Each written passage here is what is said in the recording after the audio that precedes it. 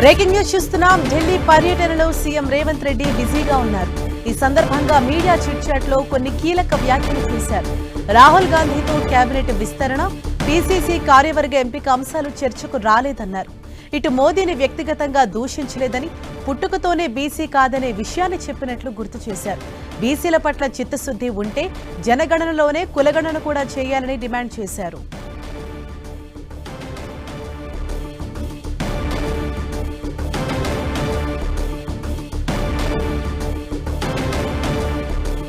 ఇదే విషయానికి సంబంధించి మరింత సమాచారంతో మా ప్రతినిధి గోపీకృష్ణ మనకు అందుబాటులో ఉన్నారు.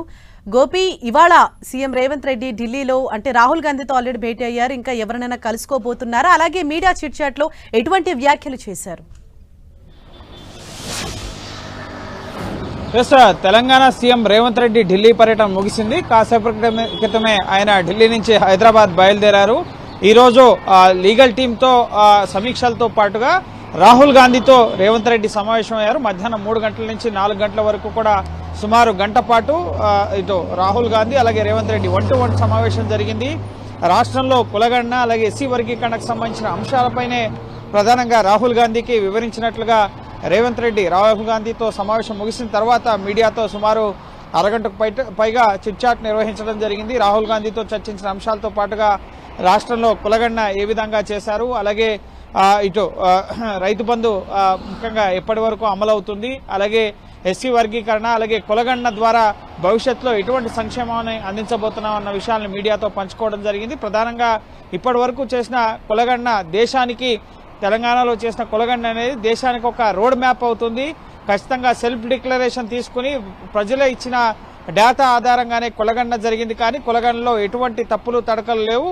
పేరు ముఖ్యంగా సర్వేలో పాల్గొనే వారి కోసం మరోసారి 16వ తేదీ నుంచి 28వ తేదీ వరకు మరోసారి సర్వే నిర్వహిస్తున్నాం. తదుపరి కూడా ఎవరైనా తమ వివరాలు నమోదు చేసుకోవాలనుకుంటే నమోదు చేసుకోవచ్చు అన్న విషయాన్ని రేవంత్ రెడ్డి స్పష్టం చేయడం జరిగింది. ప్రతి 150 ఇళ్లకు ఒక ఇండిమేటరేటర్ని నియమించి సమగ్రంగా నిర్వహించాం. గతంలో కేసీఆర్ నిర్వహించిన సకల జిల్లా సర్వే అనేది ముఖ్యంగా ఒక దానికి చట్టబద్ధత లేదు, అలాగే డేటా సేకరణలో కూడా సమగ్రంగా వ్యవహరించలేదు. మేము ప్రభుత్వ ఉద్యోగుల్ని వినియోగించి 50 రోజుల పాటు ఈ కులగణన నిర్వహించామని చెప్తున్నారు. సో అంతేకాకుండా ఈ కులగణన ద్వారా భవిష్యత్తులో ఒక కమిటీని ఏర్పాటు చేసి ముఖ్యంగా ప్రజలకు ఏ విధంగా సంక్షేమ ఫలాలు అందించాలి, అది విద్యారంగంలో కానీ ఏ కులాల వారీగా ఎంతమంది ప్రజానికం ఉన్నారు, సో వాళ్ళకి బడ్జెట్లో నిధుల కేటాయింపు ఏ విధంగా జరపాలి, ఏ సంక్షేమ ఫలాలను ఏ విధంగా ప్రజలకు చేరువ చేయాలి అన్న అంశాన్ని సంబంధించి ఈ కులగణనకు సంబంధించి ఒక కమిటీని కానీ ఏర్పాటు చేసి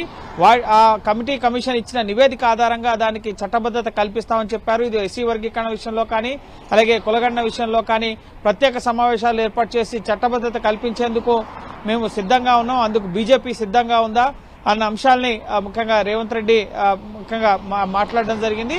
అంతేకాకుండా ఇప్పటికే రైతు బంధు స్టార్ట్ అయింది. రైతుల ఖాతాలో జమ అవ్వడం అనేది డబ్బు అనేది 12,000 రూపాయలు ఎకరానికి ఇస్తున్నాం.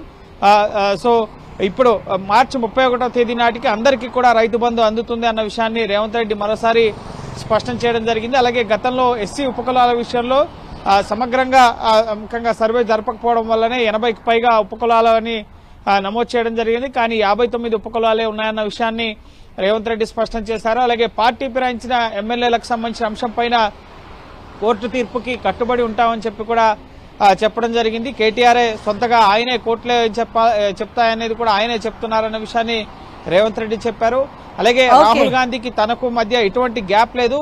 రాహుల్ గాంధీ చెప్పింది నేను రాష్ట్రంలో అమలు చేస్తున్నానన్న విషయాన్ని ఇటు స్పష్టం చేశారు. నేను ప్రజల వద్దకు వెళ్లాను, ప్రజలకు ఏం చేయాలనుకుంటున్నానో అది ప్రజలకు చెప్పాను, సో దాన్నే నేను ఇప్పుడు అమలు చేస్తున్నా అని కూడా రేవంత్ రెడ్డి చెప్పడం జరిగింది. సో ఓవరాల్ గా రాష్ట్రంలో కులగణన, ఎస్సీ వర్గీకరణ సహా ముఖ్యంగా పార్టీ అలాగే రాష్ట్ర పరిస్థితులకు సంబంధించి రాహుల్ గాంధీకి వివరించడం జరిగింది. కేబినెట్ విస్తరణ కానీ అలాగే పీసీసీ నూతన కార్యవర్గం ఏర్పాటు, ఈ అంశాలు ఏవి కూడా రాహుల్ గాంధీ వద్ద చర్చకు రాలేదు. సో రాహుల్ గాంధీని రాష్ట్రానికి కూడా ఆహ్వానించాం. ఈ కులగణన పూర్తయిన తర్వాత అసెంబ్లీలో ముఖ్యంగా చట్టం చేసి దాన్ని కేంద్రానికి పంపిస్తాం. ఇటు మార్చి నెలలో ఒక భారీ ధర్నా కూడా ఢిల్లీలో చేపట్టాలని కార్యాచరణ ఉంది, ఆలోచన చేస్తామని రేవంత్ రెడ్డి చెప్పడం జరిగింది. సో ఓవరాల్ గా కేవలం ఈరోజు రాహుల్ గాంధీతో భేటీ అయి కులగణన, ఎస్సీ వర్గీకరణ సహా భవిష్యత్తులో ఏ విధంగా ఈ కులగణన ద్వారా ప్రజలకు సంక్షేమాన్ని అందించాలన్న విషయాన్ని రాహుల్ గాంధీతో చర్చించిన అనంతరం ప్రస్తుతం ఢిల్లీ పర్యటన ముగించుకుని రేవంత్ రెడ్డి హైదరాబాద్ బయలుదేరారు. Right, thank you Gopi.